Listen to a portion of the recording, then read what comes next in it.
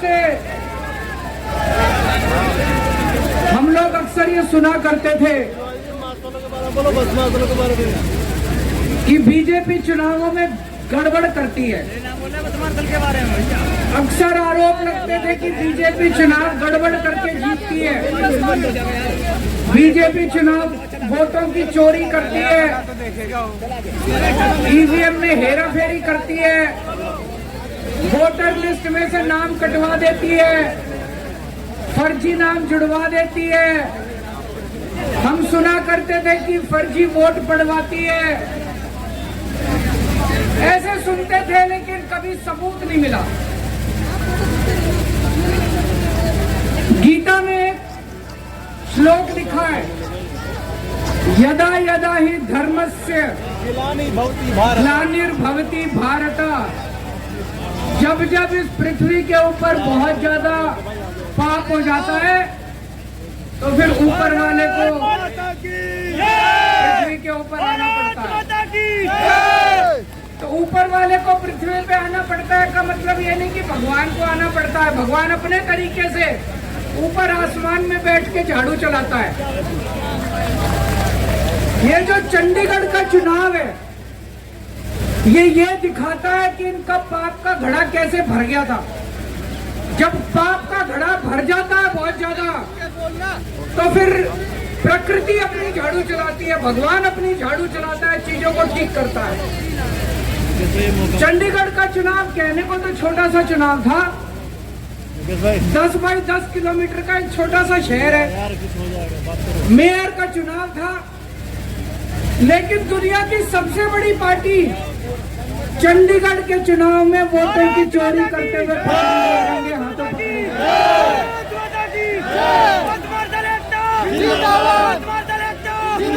किस्मत खराब थी, इनकी किस्मत खराब थी।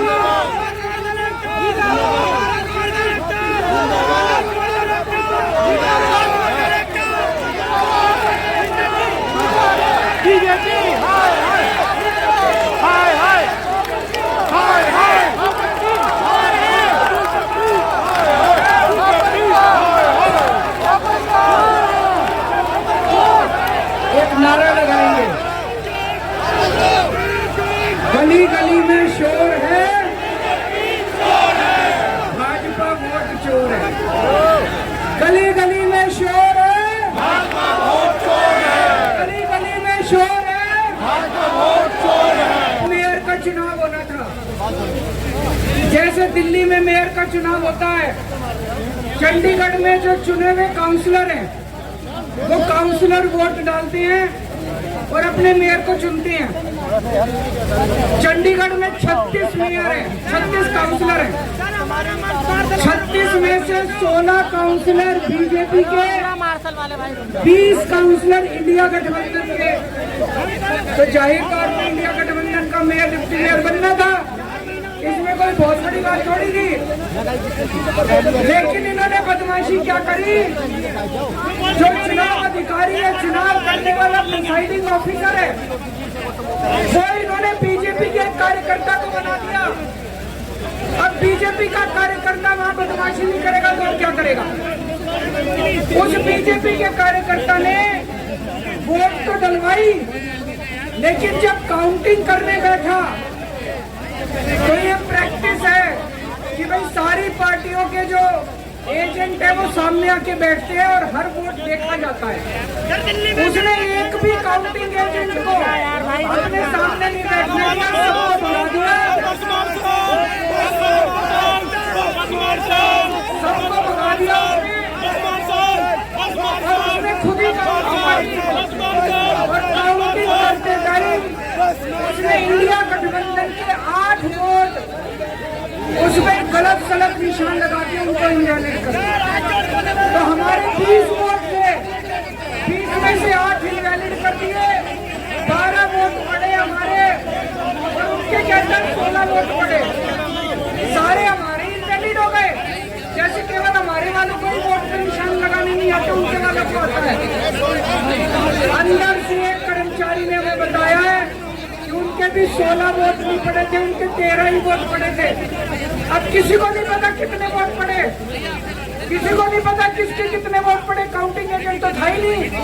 और उस चुनाव अधिकारी ने नतीजे घोषित कर दिए कि बीजेपी का मेयर बन गया। उनकी किस्मत खराब थी, वहाँ चारों तरफ कैमरे लगे पड़े थे। उस कैमरे में वो चुनाव अधिकारी इंडिया गठबंधन के वोटों के ऊपर कांटे मारता हुआ, निशान लगाता हुआ उसके अंदर कैप्चर हो गया, उसके अंदर दिखाई दिया। और ये वीडियो पूरे देश के अंदर फैल गया। अब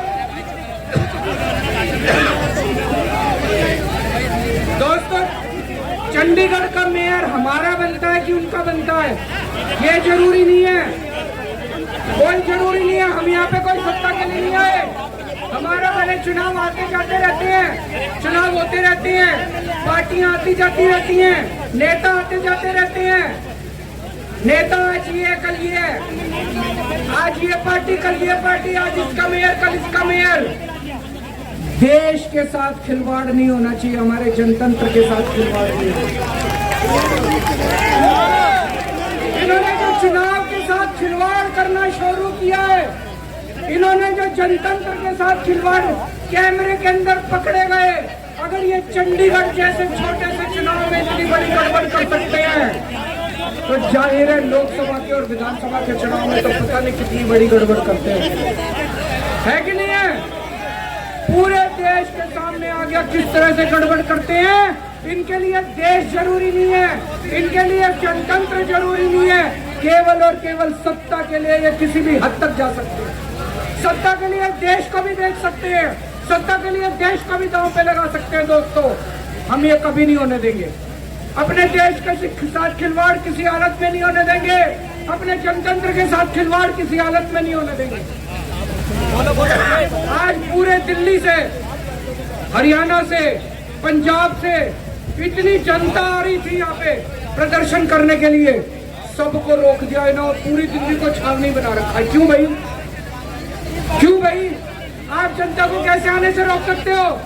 कोई हिंसा करने के लिए थोड़ी आ रहे थे।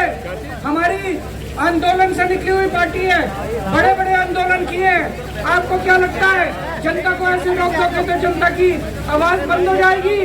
और जनता की आवाज बुलंद होगी। जितना जनता को रोकने की कोशिश करोगे, जनता की आवाज और उतनी बुलंद होगी। जगह जगह से खबर आ रही है, हमारे एमएलए को जेल में डाल दिया, हमारे काउंसलर को जेल में डाल दिया, हमारे वॉलंटियर्स को जेल में डाल दिया, जो जनता आ रही थी उनको जेल में डाल दिया। ये तो कोई ठीक बात है, ये तो गलत बात है।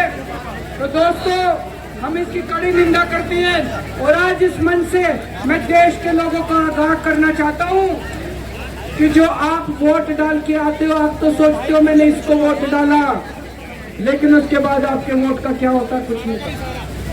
मशीन के अंदर आप बटन किसी का दबाते हो, वोट किसी के खाते में जाता है, किसी का भी नाम वोटर लिस्ट से काट दिया जाता है। वो दोस्तों, अगर जनतंत्र खतरे में पड़ जाएगा तो फिर ये वोट का, इलेक्शन का कोई मतलब नहीं रह जाएगा। इसलिए हम सबको मिलकर इसके खिलाफ आवाज उठानी है। किसी भी हालत में हमें जनतंत्र को मरने नहीं देना, देश के साथ खिलवाड़ नहीं होने देना। अब हम शांतिपूर्वक तरीके से, कोई गड़बड़ नहीं करनी, शांतिपूर्वक तरीके से बीजेपी के हेडक्वार्टर की तरफ चलेंगे। जहां पुलिस रोकेगी वहीं रुक जाएंगे। हमें पुलिस के साथ झगड़ा नहीं करना है, किसी के साथ कोई झगड़ा नहीं करना है। भारत माता की